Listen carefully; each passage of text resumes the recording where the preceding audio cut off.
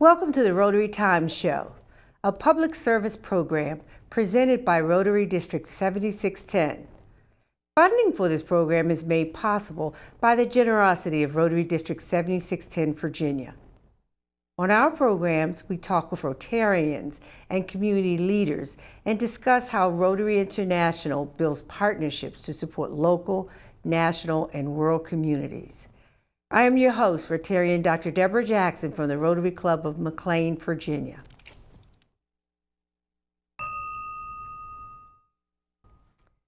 The success of a Rotary Club is dependent on the club president. They lead, inspire, motivate, and connect their clubs with communities and others here and around the world. Joining me remotely today is Rotarian Taylor Lewis, who is the president of the Rotary Club of Rappahannock, Fredericksburg, Virginia, for the 2021-22 Rotary year. Welcome, President Taylor, to the Rotary Times. Hey, Deborah. Thank you for having me. Oh, it's a pleasure having anytime we can interview presidents, we love that because you do so much for each one of our districts and within the district to build the district and build your community. So thank you for being here.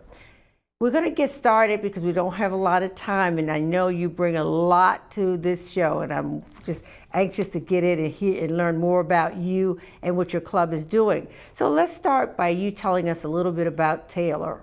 Tell us about yourself. Well, if I had to tell you a little bit about me prior to Rotary, I would have to say that first off, I'm a lifetime resident of Stafford County, Virginia. Growing up here, my father was a banker, my mother was a school teacher, and a lot of what I learned growing up with my father especially was giving back to the community by his volunteerism, which once I got out into the working world became extremely important to me as an individual. But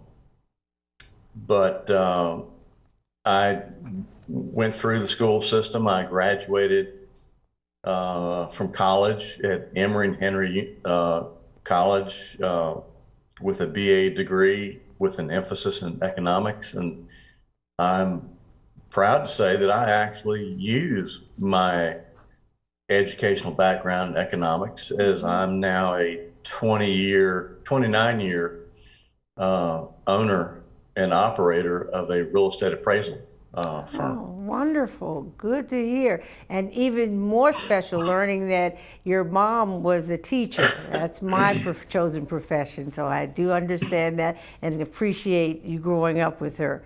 How did you get involved with the Rotary Club of Rappahannock, Fredericksburg? What led you there? Well, my track to being president started with an unusual invitation to go to lunch from someone that I knew, and a second lunch, and I had no idea about Rotary. Didn't know what Rotary was. I'd been involved in JCs many years ago, but I was invited to join Stafford Rotary, and they have a lunchtime meeting, which to me was tough as a independent business owner. Eventually left that, but still had the desire to get back to doing something to assist the community, the world that we live in. Yes. And a neighbor came over and helped us move into our house, and turns out he was a member of the club. Turns out, and we joke about it, it seems like half the club lives in my neighborhood. But I ended up joining Rappahannock, I believe, back in 2011. Okay. And it's always been a desire to give back to the community. And it's not because you give back in money. You can give back in time and your talents. Yeah. Yeah, absolutely. which is important. As we, go down the road, it's just, not everybody can afford to write a check. But that's how I got involved in Rotary, and I've tried to normally say no to any invitations to do things in Rotary. Hence, you roped me into doing this interview. That's right. Rotarians do not say no. No is not a part of our vocabulary. But the beauty of Rotary is something that you just said, the ability to try different time slots, the fact that we have clubs that meet various times throughout the day. You can find what works for you and your schedule. So that's one of the real nice benefits, I think. Yeah. So that is a common strain that we hear frequently among people who move from one club to another. Is they said, I can't do the morning club, but I can do the lunch, or I can't do the lunch, but I can do the morning. Right. Yeah. That's great. So, somehow it works out. It works out. Talk to us about your club now. Tell us about Rappahannock Fredericksburg. How large is it? How diverse is it? Tell us about your club. We actually we're a large club. Don't quote me on this. We're either the second or third, somewhere right in there, largest club in the district. As of the other day, I think we had 119 members total. Wow, nice. That includes a satellite club, which we started a few years ago. And that really didn't change our numbers that much, because we had some club members that moved over. And of course, we still grew as a club, and the satellite club grew. But the nice thing about the satellite, when it was originally proposed, it was set up to attract the younger professionals, which really has turned out not to be what happened. We have a diverse group in the satellite club, and it's simply because they want a more relaxed schedule. Okay. So even though our morning club meets every week, the satellite club meets once a month. Gotcha. And the diversity of that, it spans the entire age group, instead of what we initially thought was going to be a target of the young professional. So your satellite club, or your young professionals, how young are they? I'm going to say most of them are probably in their later 20s, early 30s. Oh, hats off to you. That's wonderful. That is truly wonderful. What about some of your club functions? How do you operate? Do you you say you all meet regularly, you have guest speakers. How do you do your programs? Well, from what I just said, we do meet every Wednesday, and we have an excellent format for our speaker program, where we have one member who is the speaker coordinator for each month. And that way we get to, have a better wrap around the community, I guess, if you want to say it that way.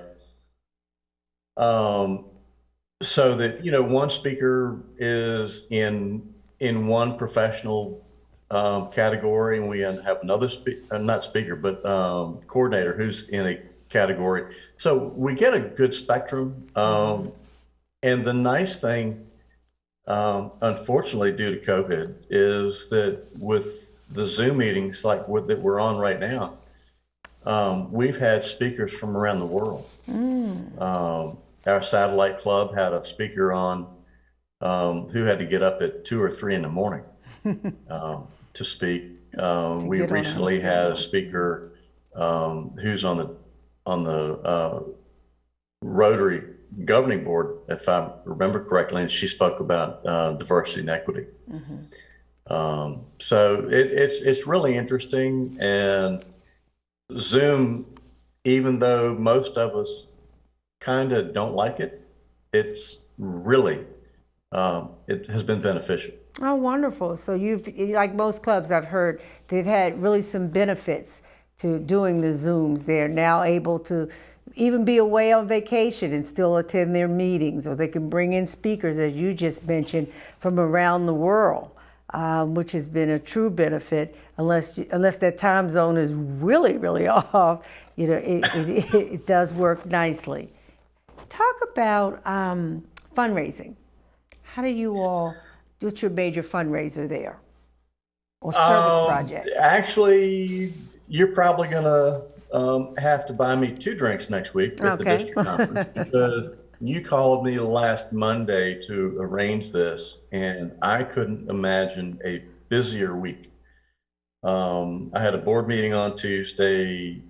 We had our main club member fundraising event on Wednesday. And then also I went to the Satellite Club board meeting on Thursday. We, since COVID, obviously things kind of got curtailed, but we have gotten back to somewhat of a normal fundraising activity schedule, where we have a partnership with the local fairgrounds, where we go and serve, if they're having beer or cider, those kind of things. We do that. Our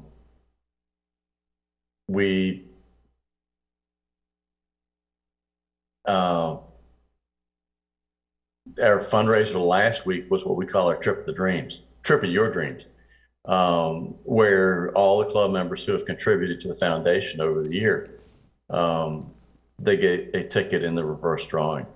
And we also, part of our annual dues involve paying for breakfast. And during COVID, most Rotary members in our club continued to allocate what they paid for breakfast to go to the church, the Fredericksburg Baptist Church, where we have breakfast. So those things have continued, and we've been fortunate. As a large club, we're grateful. Smaller clubs, I know, are struggling. It's tough. The times are tough right now. Yeah. But Rotarians, who they are, they continue to forge ahead. What's some popular service projects you all have going on down there? One of the things that we do right now that has been extremely successful, which is probably prevalent in all areas across this country, are feeding those who are in need. Right now, we have a group of people in the club that pick up food from the grocery stores 3 times a week. Oh, wow. We're heavily involved in the $10 million meal program. Gotcha.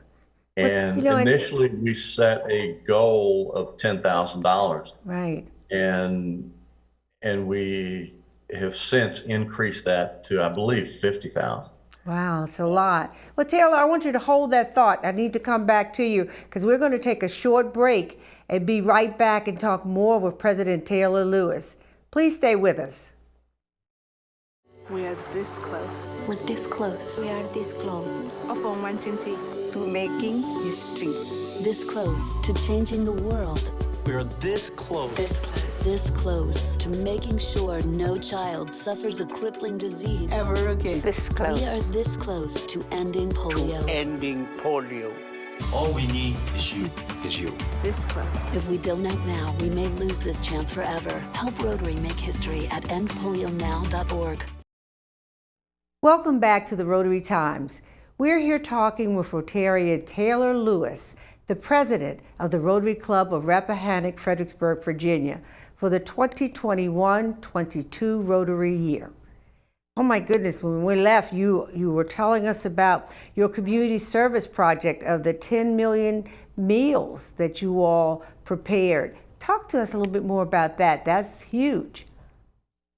Well, prior to the break, I was saying that our initial goal as a club was $10,000, where, if I'm not mistaken, I believe $1 counts for 3 meals, which is unbelievable. We have since increased our goal from 10,000 to 50. And as of the other day, because we have a few members that pick up food from local grocery stores 3 times a week, our satellite club is engaged in the program. Actually, our chairperson of the satellite club is our lead person, Danielle Kennedy. And we are currently approaching $40,000 in meeting our $50,000 goal. Another project that we have in feeding those in need are the Table Project at St. George's Episcopal Church downtown. Each Monday, food is delivered, and we participate in getting that unloaded from the trucks. Other projects that we have, like most clubs, I'm assuming, also do the bell ringing for the Salvation Army at Christmas, which that's always a hugely popular event, and we have no issue whatsoever in getting that staff. The Tree Fredericksburg, we have coordinated with them in their efforts to plant trees in the community, given the development and reduction in forestry. That has become a very important aspect worldwide because of deforestation.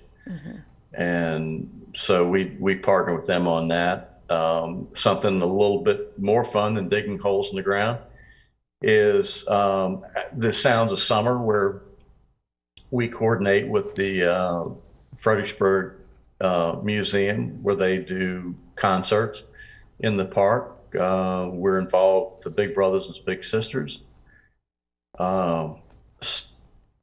The SAWS program, which they build ramps for the handicapped, is another effort that we've been involved in the last few years.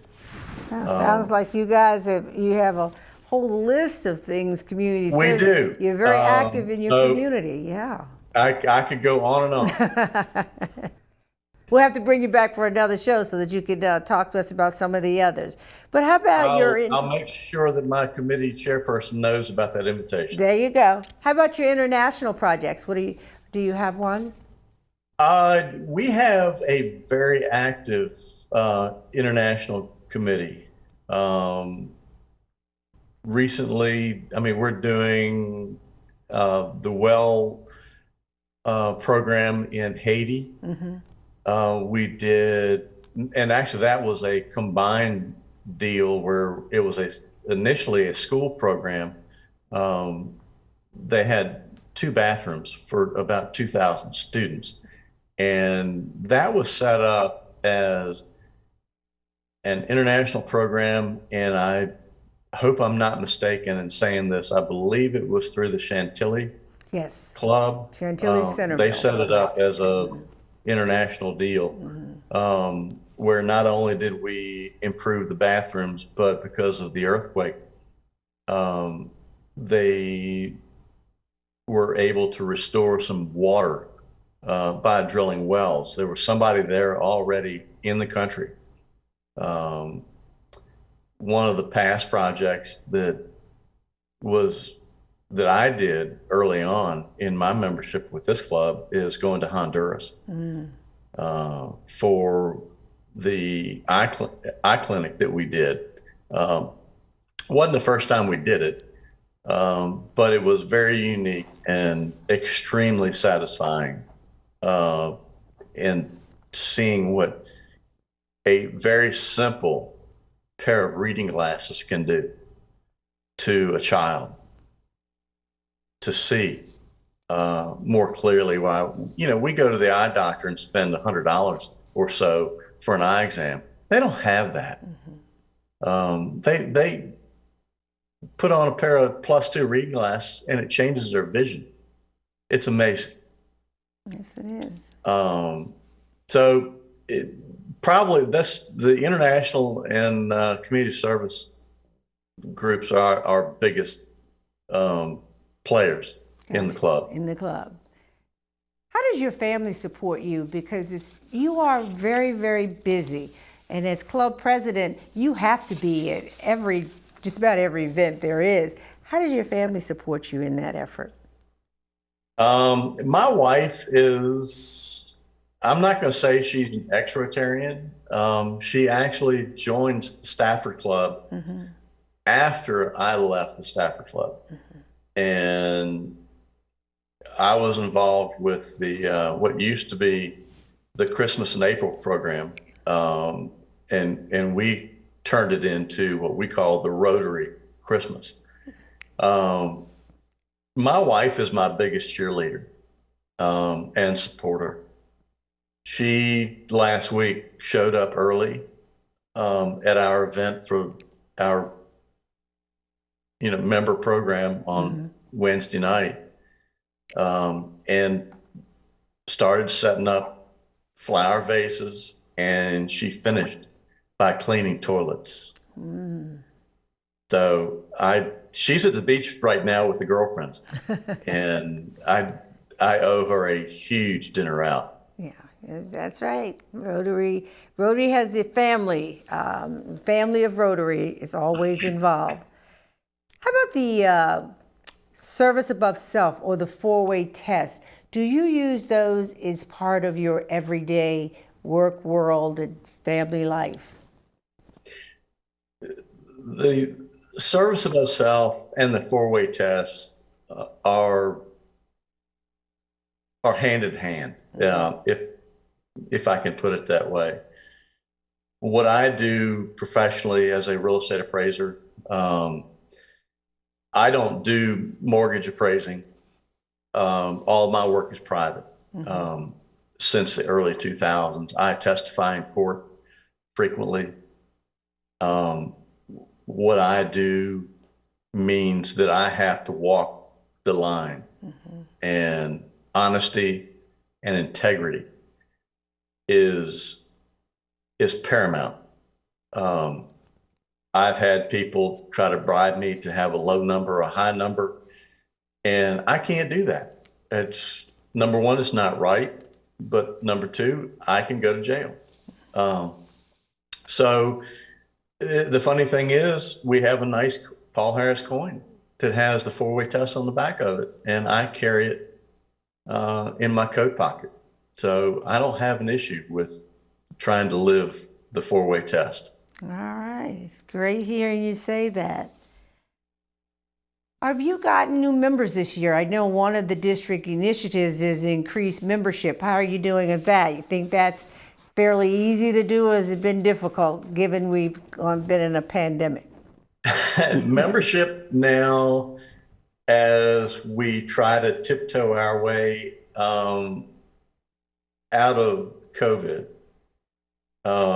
it's not. I don't think we're ever going to be out of COVID. It's probably going to be something we have to live with for a long time. But because of COVID, it's made it difficult. Yeah. We were fortunate in being able to set up Zoom meetings, 100% Zoom meetings initially, and then working our way through that, and now we're back to regular meetings. But membership is a challenge. I don't know what the solution is. I don't know what you tell your current members who still don't come to a meeting, but they Zoom in. Yeah. It's tough. It is. Okay. All righty. Well, I think a lot of the clubs would share your sentiment, regarding the challenges that we've all faced, across the district as it relates to membership. Well, I want to thank you for the opportunity to share here, learn from you and about your club and the kinds of things you're doing in the Rappahannock, Fredericksburg area. I commend you and congratulate you and wish you, a remainder of the year that's very, very productive. And you do have a standing opportunity to come back. Thank you very much. All righty. So funding for this program is made possible by the generosity of Rotary District 7610, Virginia. For the Rotary Times program, I am your host, Rotarian Dr. Deborah Jackson from the Rotary Club of McLean, Virginia. You're welcome to join us at a Rotary Club in your area for either breakfast, lunch, or dinner. You can find a club near you just by looking us up on the internet. Many clubs are hosting meetings in person, virtually, or in some hybrid format. You only need to look us up for the details. Remember, our time is your time, and it's time well spent. Please join us for our next program as we continue to celebrate Rotary's 117 years of service above self.